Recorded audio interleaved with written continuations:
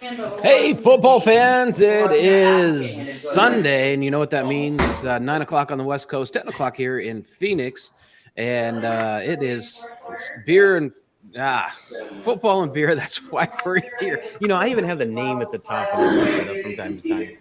I want to get it backwards, but hey, we're here to talk some football. You're here to be a part of the conversation. So thanks everyone for joining the show this week. We're here every week at 9 o'clock on the West Coast, on YouTube, on Twitter, and on Facebook. So, hey, Dave, how's it going, man? Good, man. I got a house full of in-laws downstairs crying over spilt Seahawks. So they're not having a very good time watching that morning game right now. Well, I'm having a good time. I got a brew on. I saw this. I actually wanted to show it because it was down here, and I saved a little bit to pour off because the head had gone. I'm like, we probably should do something a little bit better for maybe marketing purposes. But I found this on the shelf, and I got it home, and I wasn't sure if I'd actually had this on the show before. But this is Hazing Arizona, Nicolas Cage from Raising Arizona, the movie. But yeah, so Hazing Arizona, it's out of Walter Station Brewery out of Phoenix, Arizona here. And saw that on the shelf. I'm like, oh, it looks like Nicolas Cage. And sure enough, saw the name and I was like, yep, that's the beer for the week. But yeah, it's nice and hazy. I haven't tried it yet. So first sip. Oh, that's a good breakfast. That's a good breakfast beer right there. That's citrusy. Almost got a little bit of grapefruit, or almost a grapefruit flavor to it. And but no, so yeah, so thanks Nicolas Cage, I guess, for putting your face on a can so I'd buy it. And because that's the only reason I bought it. And because I was looking, I bought a 6-pack of porters, and I'll see if I have, or actually it's a mix, and from a brand, it's an import, and I always forget the name, but I had them on a cruise ship. I had one, Dreadnought, no, something like that. But yeah, it's really good. I was gonna have that, but then I saw this, and I was like, yep, there we go. So Walter Station Brewery out of Phoenix, Arizona, and Hazing, Arizona. So what you got on tap today, Dave? I get to highlight a new, I believe it's a actual brewery exclusive from Belching Beaver in Oceanside, California. Damn Good Decade Terps IPA. Nice. And it's got it's a little bit tropical, a little bit dank, tiny bit bitter. It's a 10-year IPA. It says it is a 6.9%. And it's very good. I took the first drink. We got 2 of these delivered to our doorstep. Nice. And with a stout. So maybe I'll highlight the stout next week. But yeah, pretty good. I took my first drink a second ago, and it's delicious. I might have to drive down to the brewery and grab a few more of these before they don't have it anymore. Yeah, that's always nice.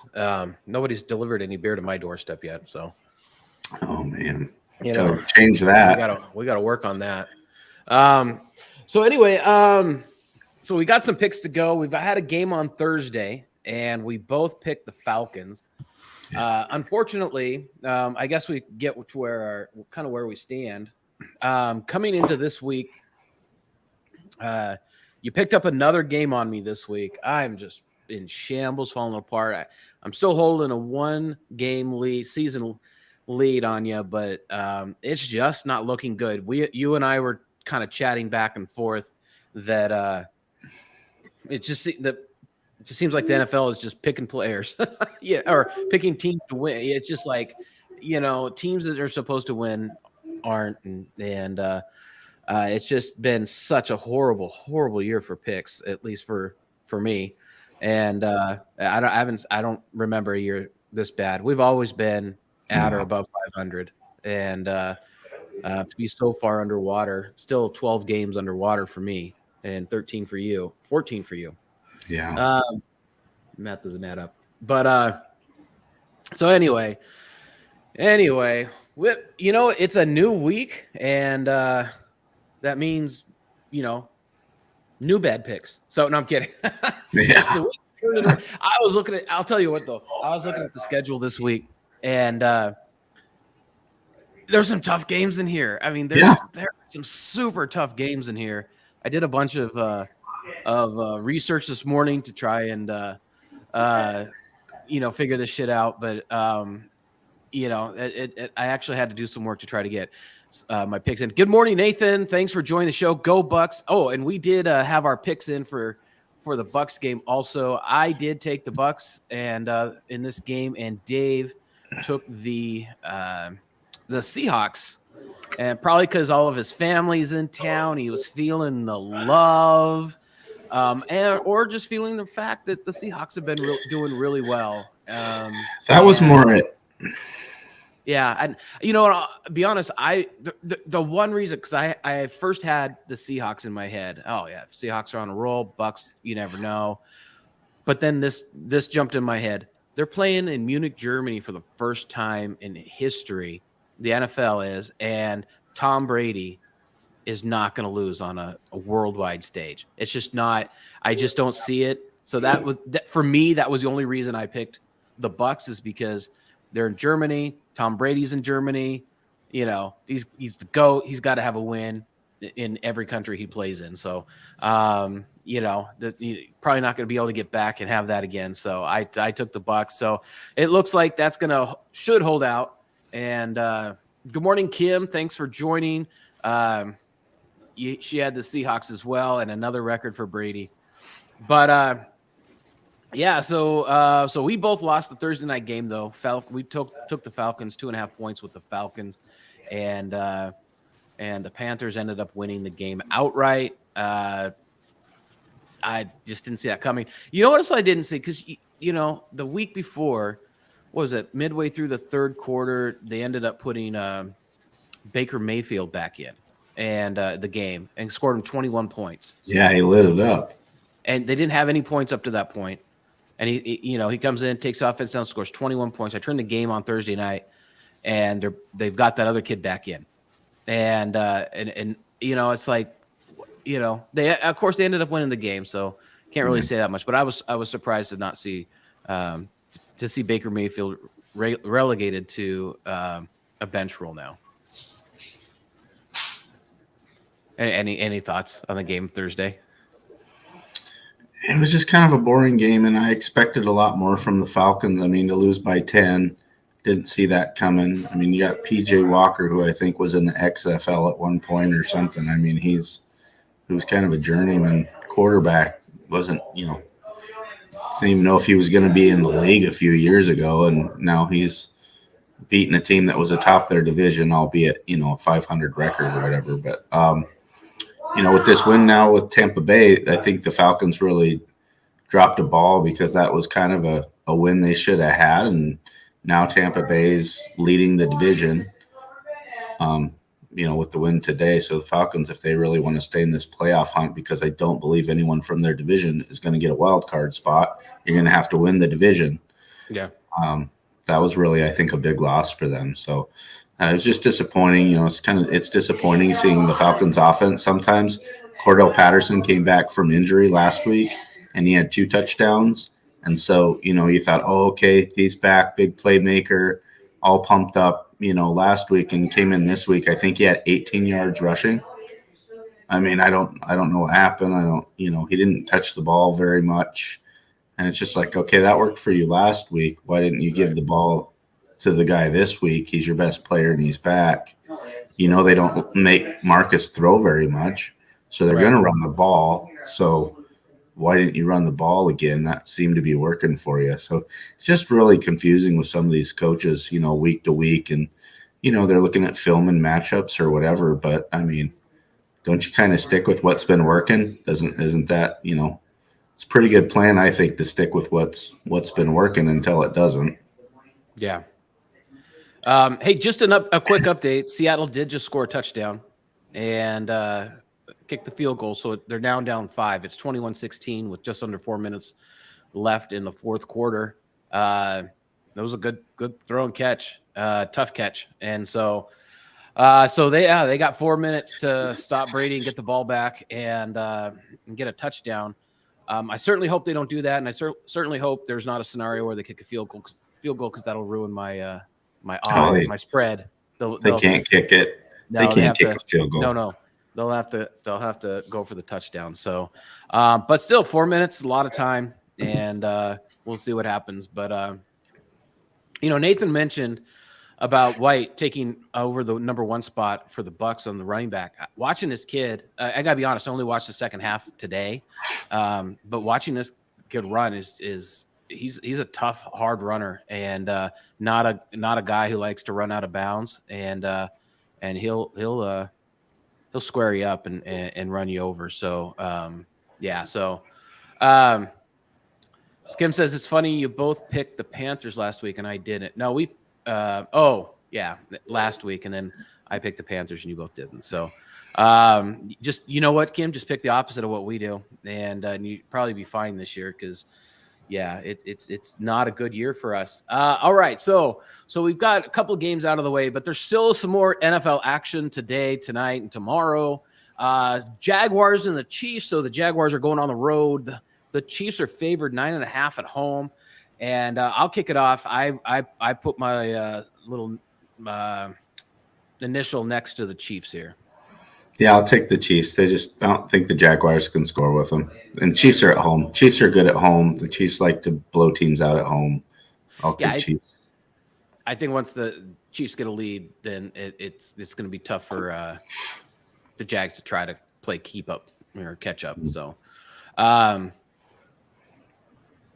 order this one. All right, so the Texans and the Giants. So the Texans are going to play the Giants. The Texans keep games close. But the G-men are home. I'll tell you what, it's going to be cold in New York, I'm sure. I didn't look at the weather report, but my sister said it was like 20 something or 30 something in outside of Dallas this morning. She posted a picture with frost. So I guess it does get cold in Texas also. So who you got here? I'm going to take the Giants. They're coming off a bye. They had 2 weeks to prepare for a not good Texans team. Who knows if Brandon Cooks is even going to play.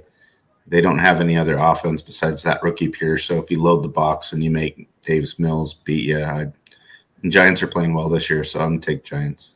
Yeah, I'm with you. I'm taking the Giants as well. And, at first the 5 kind of scared me a little bit, but then it is the Texans. And again, the Texans, they don't win, but they keep games close. And so hopefully that pick doesn't come back to bite us, but taking the Giants. So this one I had to do a whole bunch of research on, because it's like nobody really wants to win this game. I don't think. They'll go out and try, but nobody really is going to want to try to win this game. So the Saints are going on the road to Pittsburgh. They're favored by 2.5. The Steelers are getting back TJ Watt today, but the Saints are also getting back Jarvis Landry. So they're both getting back, a weapon, I suppose. I got to look to see who I picked. I picked the Steelers at home. 2.5 points. I picked the Steelers at home.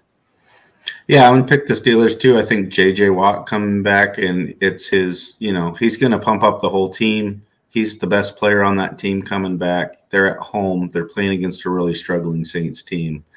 I think he gives them that motivation. If Andy Dalton's still the quarterback, if JJ can get a sack real early in the game, I think that gives them a ton of momentum and confidence.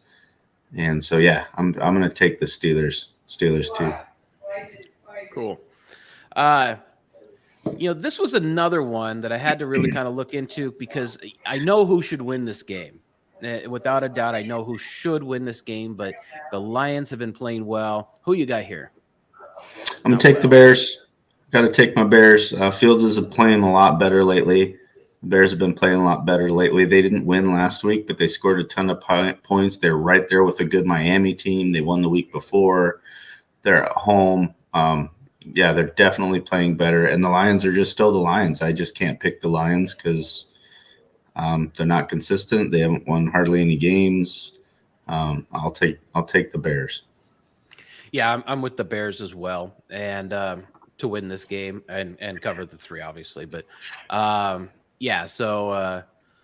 Kim's got the Bears as well, and actually Nathan's taken the Lions and Detroit, Motor City. So he knows something we don't, and so good luck on that pick there, Nathan. And on we go. So the Browns are going to play the Dolphins, going down to Florida. Weather shouldn't be too bad in Florida. Better than Cleveland, probably.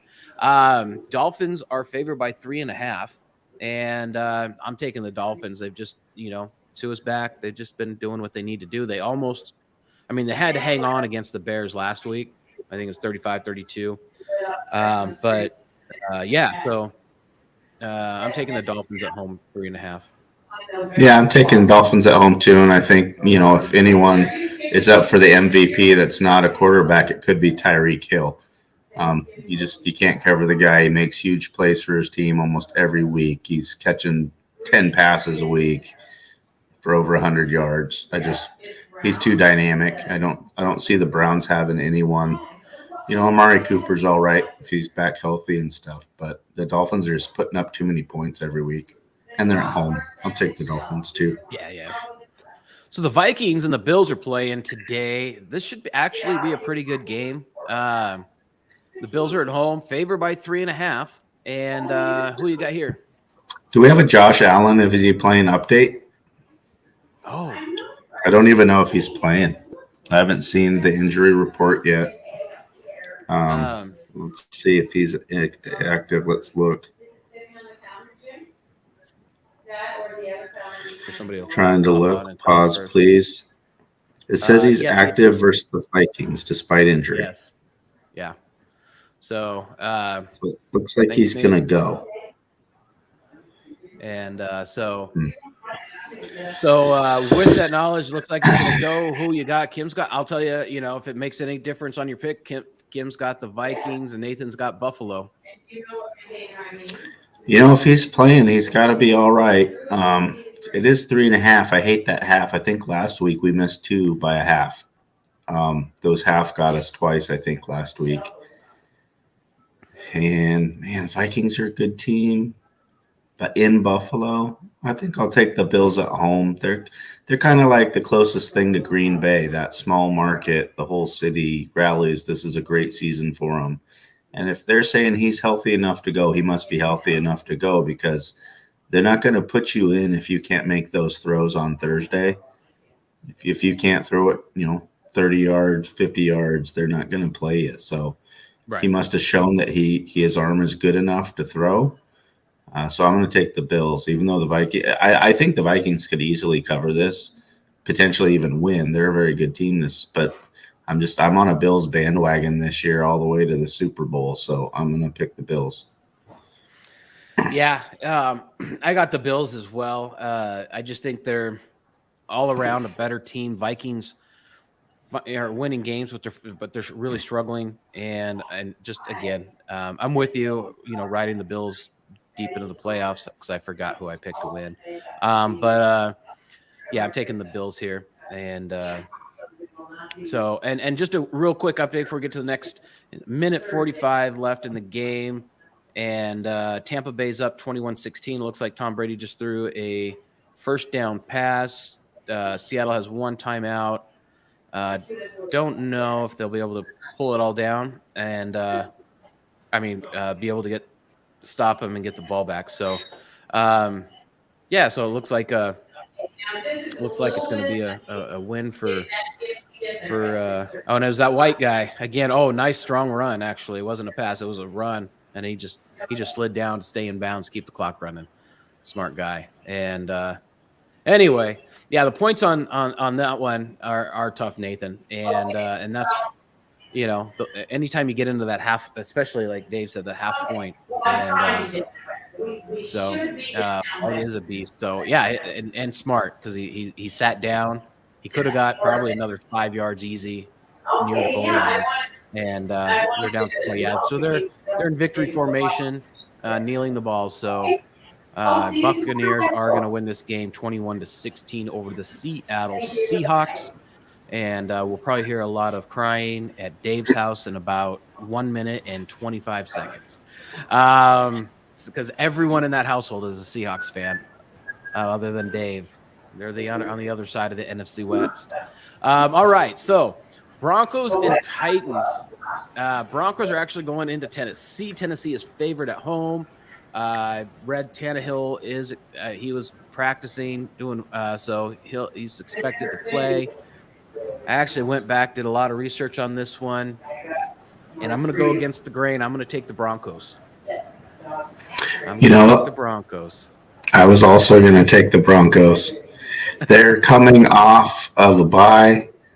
I didn't know whether, even if Tannehill plays, I don't see him doing that well on his road back. Denver actually has a fairly decent defense. I just don't see if you can plug up Henry. I don't see Tannehill beating you with anything. So, and I think Wilson's in. He's got enough. I think he's got enough to do it. It's only 3. I'm going to take the Broncos too. I don't have any faith in the Titans really this season, especially their quarterback play. I mean, they didn't even try to let the kid last week. I mean, you think he threw like 12 passes, Willis or whatever. They're not even trying to have an offense there. If it's Henry or nothing. And so I don't think that's going to work against a Denver team today. I'm going to take the Broncos also. Yeah, I agree. And the Broncos actually have a good secondary. So they put that, if they get that locked down, then it is on Henry to win the game. So that's literally the guy that's going to have to win this game today is Derrick Henry. So Colts and the Raiders. Wow. This is another Thursday night worthy game here, I think. So the Colts have selected Jeff Saturday, a failed high school football coach. I'm not going to say failed. He was a high school football coach. I was not a high school football coach. You were a high school football coach. And so, you know what? I'm going to take the team that gives football coaches. Oh, what did I do? That gives random football coaches opportunities, because it makes me feel like I could put my coaching resume together and submit it to an NFL team, and in hopes that maybe I could get picked up for, being offensive coordinator or head coach. I'm just holding out hope. So I'm going to go with the Colts. I have no business taking the Colts here. This is just an emotional pick. I'm rooting for every high school football coach in the nation. I don't think that the Colts are going to miraculously come out and be better on offense than they were with Frank Reich. This is a bonehead pick for me. I don't care. I'm picking the Colts to at least not lose by 6 points. You know what? I love that pick for many reasons, and I actually hope that the Colts do come out and play for this guy, and it really shakes up what everyone thinks an NFL coach has to be. Because let's be real. A lot of the head coaches, they are very smart football men. Obviously, they have to be, but really, they're the leader of men, and they're the guys. They can't be everywhere at once. Your head coach isn't coaching your offensive line and your defensive line and your cornerbacks and your special teams, and that's why we have assistant coaches. All those men are doing all those things. Yep. They have this new play caller. He's a young guy. They're giving a chance. From what I've heard, everyone around the building in Indianapolis really likes this guy. He's a younger coach. They do respect him. Of course, this is going to be new for him today and everything. With all that being said, I'm still picking the Raiders. Just really just because it's a home game for them. They need to win something bad. I feel like if they don't win today, seriously, you fire everybody. If you can't beat this guy that's never coached in the NFL, you got a guy that's never called plays. The first game, they're on the road. Like, if you cannot beat the Colts today and you're the Raiders, if I'm the owner, I'm firing everybody. Absolutely. I mean, it's one of those kind of games. So just for that reason, I feel like the Raiders staff and probably the players know, hey, if we don't win this game, none of us are safe. No one could be safe in this whole building if we can't win this game at home this year. And that's the only way. And plus, it's the only way I can maybe get a game on you, too. This might be a decent one where I can pick up a game on my picks on you. Yeah, they are playing at home. I mean, that's definitely in their favor. The crowd's going to be, this is probably, oh, we got this, we got this. We're playing against a high school team this week. Whatever the jokes are. But just like you said, I got into, I don't know, a Twitter battle or whatever. With someone this week. We were talking about this, and about why he was selected as a head coach, and and they don't even have a play caller. And I said, just like you did, look, it's the heavy lifting's done by the assistants, right? Yeah. So the head coach is going to come in with a vision and a plan, and those assistant coaches are going to execute that plan. They're going to be on the ground level with the players, interacting, saying, this is all right, this is what we're doing, this is how, where we're going, because that comes down from the top, right? And so Jeff Saturday was a paid consultant. He was there for a reason, to help improve that team. So, and again, you got to look at, he's an interim coach, right? So he's not going to be there, more than likely, unless he wins out. He's more than likely not going to be there next week, and they're going to go through the full, coach hiring process. So Nathan's got to run for 11:15 tea time. I know he's already checked out, but if he hadn't, I'd say, dude, you got to hit me up. We'll go play. I saw you post on someone else's timeline to play golf as well. I know we've been trying to do that, but play up at Bel Air, and I'd love to get out and play with you. So, all right. So several more games to go here. Cardinals and the Rams. So in LA, my Arizona. I need to find a weaker named bird. Like the sea chick. You got the Seahawks, the sea chickens. The bludgeoned birds. Yeah, it's, the Arizona pigeons, because we have a lot of pigeons around our house and neighborhood. I'm going to call them the pigeons until they start winning. So the Arizona Pigeons are going to go play the Los Angeles Lambs, who are not doing well. I think it was last week. The Rams had the same record as the Cardinals. The two So as much as I'm hating on the Cardinals, the Super Bowl champions had the same record last week. Who you got here? Trying to see if Kyler Murray's playing. He's a game time decision today. It's a game time decision. I haven't seen if he's playing or not. I can't find an update. Can I when I get a pick, can I put an if or on my pick, and it'll go against the grain? If Kyler Murray plays, they lose. If Colt McCoy plays, they win.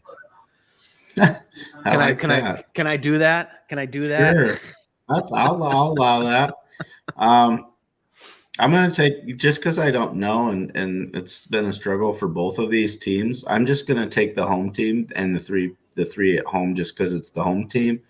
I'm just taking the home team, just especially if Kyler's, even if he's hurt. I mean, sounds like if he's a game time decision, he's definitely not 100%. So with that being said, he might not be a full Kyler Murray on the field. And if you don't have 100% Kyler Murray, that's not a good situation, because you need him mobile. You need him running around and getting yards with his legs. And if he's tentative to not get injured anymore than he already is, if he's trying to save himself and play and trying to stay healthy, that's not a good Kyler Murray that you're going to get. So I'm going to take the Rams based off of his injury.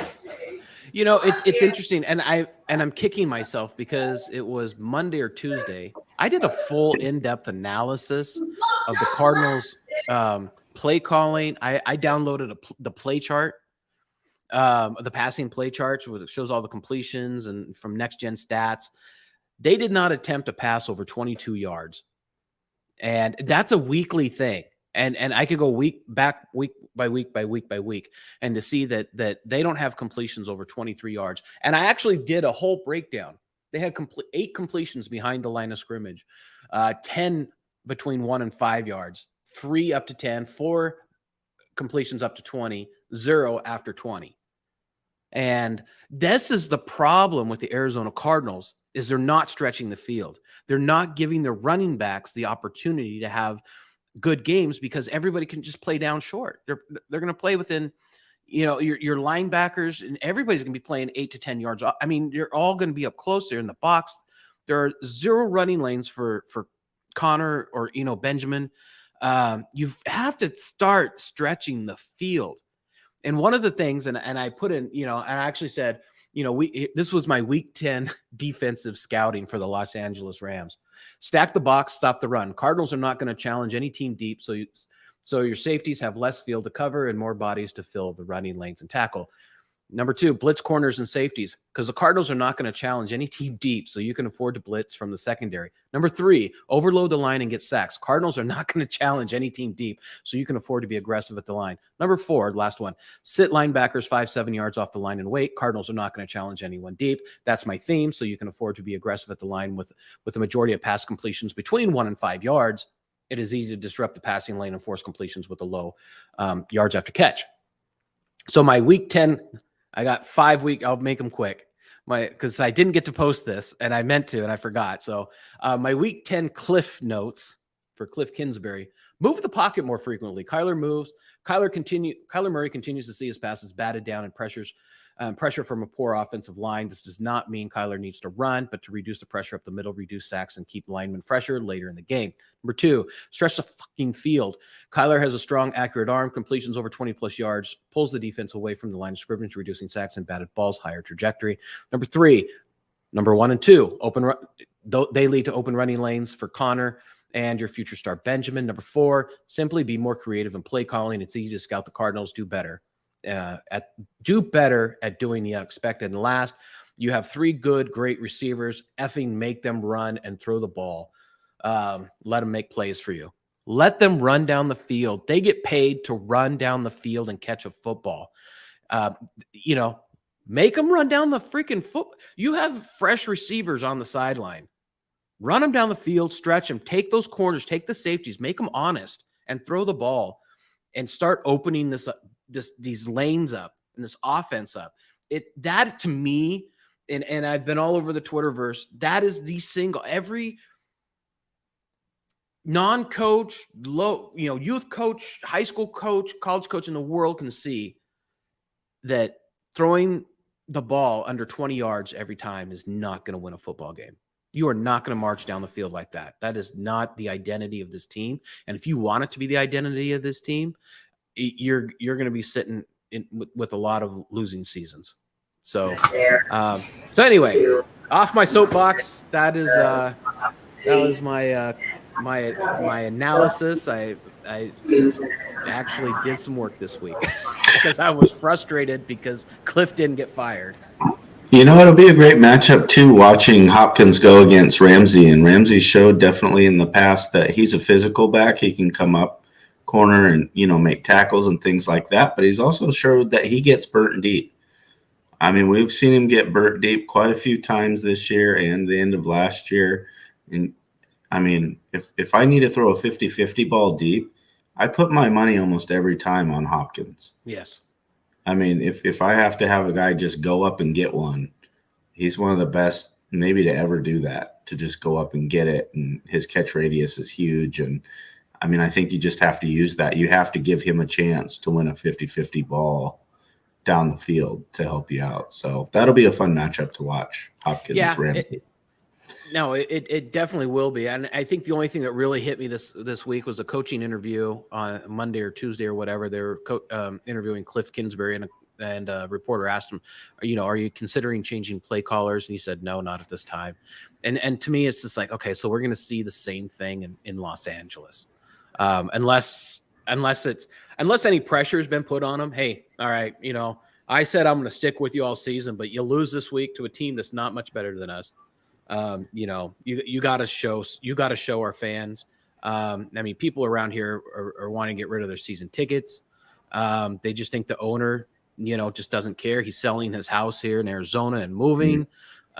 So they just think there's a lot of, right now is not a good time to be an Arizona Cardinals fan, especially with how well you played the first 2/3 of last season. So anywho, if you will begrudge me, if Kyler Murray starts, I'm taking the Rams. And if Colt McCoy starts or any other quarterback starts, I'm taking the Cardinals. Okay. So deal. Because Colt McCoy is a slinger. The guy is a slinger. It's a whole different offense. When he was in last year and played, he held that team together, and he can sling that ball. So we'll see. All right, Cowboys and the Packers. So the Cowboys are going into the frozen tundra. It won't be that frozen right now, to play the Aaron Rodgers, who are on a 5-game losing streak. They got nothing going in Green Bay, and it's so the Cowboys are favored by 5. I don't know who picked the last one. First, but I don't know here. I do know that I should take the Cowboys, and so I'm going to take the Cowboys. Don't want to, but yeah. I also find it hard to believe that the Packers. You know what? I'm going to take the Packers on the points. I think they keep within a field goal. I'm going to take the Packers at home by a field goal. All right, I'm not. Packers had a lot of injuries last week. I just think this is one of those seasons where you see a 2-time, consecutive MVPs season going straight down the tubes. I have no confidence in Green Bay right now. They're banged up. They don't know what's going on. Aaron Rodgers doesn't have anybody to throw to, and Dallas is playing really, really well this year. They got a bunch of wins. It's only 5, so they got to win by a touchdown. Their kicker can even miss the extra point, and it won't matter. So I'm gonna take the Cowboys just because I just think this is a year where Green Bay is just gonna have one of their worst years that they've had, and I don't see it stopping. We actually have a friend from Temecula, her and her husband, anniversary trip. They're both Packer fans. They will be at the game from Southern California in Green Bay today. So that'll be fun to hear from her when she gets back how that game was. And but that being said, I think I hate picking the Cowboys because I'm not a Cowboy fan, never have been, never will be. But I think they are just a better team right now. That line's so banged up that Rodgers has in front of him, and he doesn't have anyone to throw to, and that is a bad mix. When you don't have time to throw the ball and you don't know if your receiver's going to be where he needs to be or not, that is a bad mix.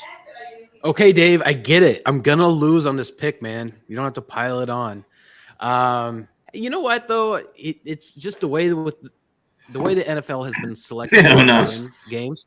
You never know. So, that could be the game that gives you the lead over me for the season. So, all right, 2 games left. So we got tonight's game. Should be a good game, and I think we know who should win this game as well.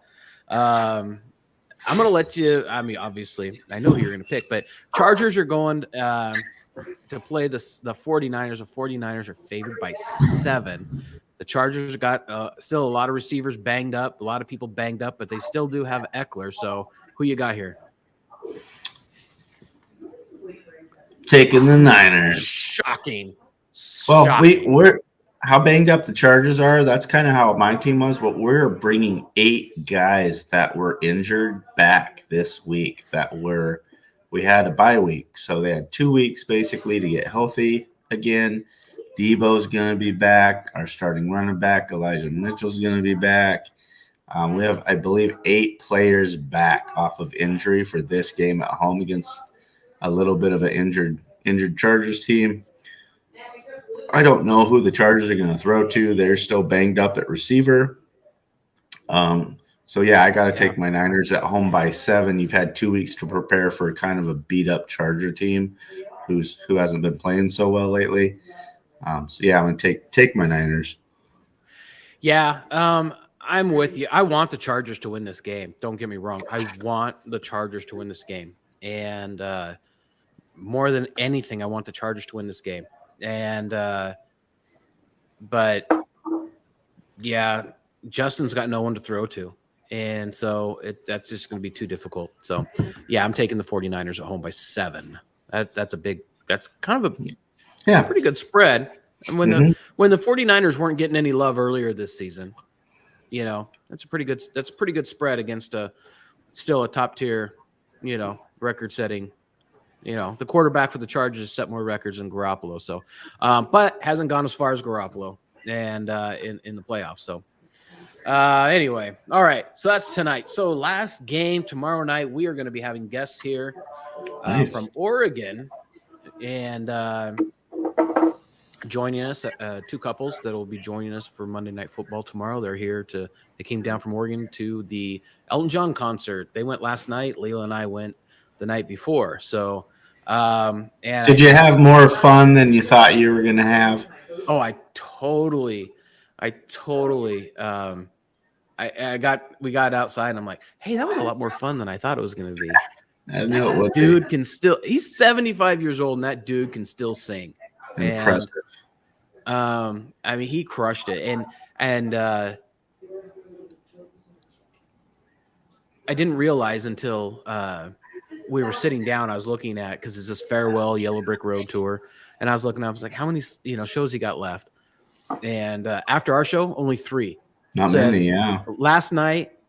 And then now he's got 2 shows in LA. That's it. So he's basically ending where he started. And, so yeah, great show. All right. So, last game, and, we'll close it out for the week. The Commanders are going to play the Eagles. The unbeaten Eagles are favored at home by 11. It's, I struggle with this one, and I think the Eagles win this game. I just don't know that they win it by 11. It's a lot of points. I'm going to take the Commanders. That's a lot of points against a defensive head coach of the Commanders. Rivera's. And they're not a bad team. They're not good, but they're not bad. They get Chase Young back. That helps their defense if he can get some pass rush. 11's a lot of points. A lot of points. Heineke doesn't play too bad. McLaurin and Samuel for the year, the 2 receivers, they're about neck and neck. I mean, you don't know really week to week which one's going to have a better game lately. They're both capable. They have a couple decent running backs, Robinson and Gibson back there. They can mix it up a little bit. I think just because Heineke has a little bit of magic to him, and it seems like they play better. I don't think the Commanders win the game either. But I just don't. That 11. If it was 10, maybe I take the Eagles. That's just a score you see more. And you got that extra point. That one extra point, that 11. So for that reason, just because of the spread number, I'm also going to take the Commanders, and the fact that Heineke, he keeps them in games, and they're not terrible. They're not a terrible team. I don't think they win, but maybe they lose by a touchdown. Yeah, and so I'm really glad you picked the Commanders because I didn't want to have possibly lose another game. So I already went out on a limb with I think the Colts and the Packers. So well, that's it. That's tomorrow night's game. That's Monday Night Football, and looking forward to it. I don't see any more comments in there, and so thank you, Nicolas Cage, for putting your face on a can. That's all I got to say. And Hazing, Arizona, Walter Station Brewery out of Phoenix, Arizona. Thank you. And I was right. This was a citrus forward IPA. They said they've added so many hops you can almost walk on them. So, and thank you to Belching Beaver. Belching Beaver, feel free to put beer on my porch anytime. So, all right, Dave. Well, any last what's your game of the week before we leave? Game of the week. I think it's got to be Minnesota Buffalo. It's two of the top teams. Minnesota's having a really good year. Josh Allen, hopefully he doesn't have to have any Tommy John surgery. Hopefully his elbow lasts. Hopefully he can get through the season because this could be a historic season for the Bills. He's up for MVP. You don't want to see one of those guys have to go sit down for 4 weeks or out for the season or anything. So I think that's my game of the week. Vikings Bills. Cool. Yeah, I'm actually definitely that one, but I also I'm looking forward to the Chargers 49ers game. Yeah. And I hope it's a good game. And But yeah, I'm looking forward to watching that. Of course, the Cardinals Rams, but a lot of, I mean, just a lot of teams that could go one way or the other this week. There's not clear cut winners. We talked about this a little bit this week too, and I just hope to see the second half of the year some better quarterback play. Last week there was only 2 quarterbacks that threw for over 300 yards. I mean, I don't remember the last time, especially with the new rules where corners can't be physical, you can't hit the quarterback at all, you can't touch them, and these quarterbacks aren't even throwing for 200 yards in a lot of games. I can't remember seeing this many games halfway through the season where quarterbacks are throwing under 200 yards a game.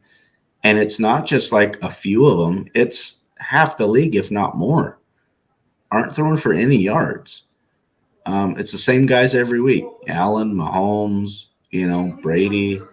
But several guys that have a good seasons in the past aren't getting any yards. Or you got these teams with these young quarterbacks that aren't even allowing them to throw the ball.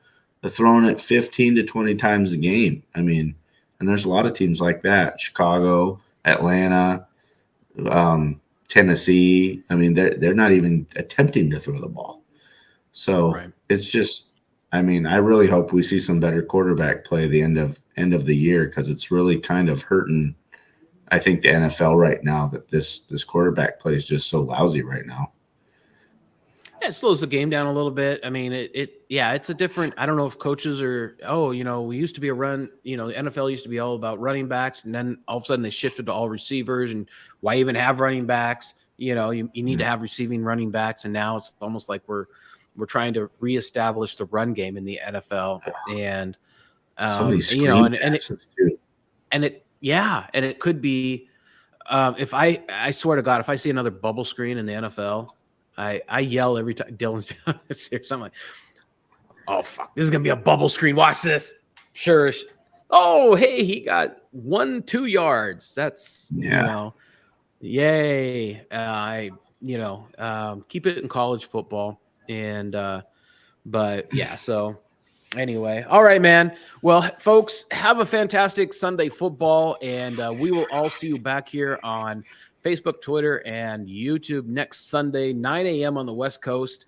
On behalf of Dave, just have a fantastic day and enjoy football. And if you're watching throughout the week, put in the comments what you think about a certain game, what game you're looking towards watching. So we'll see you all next week right here. Same bat time, same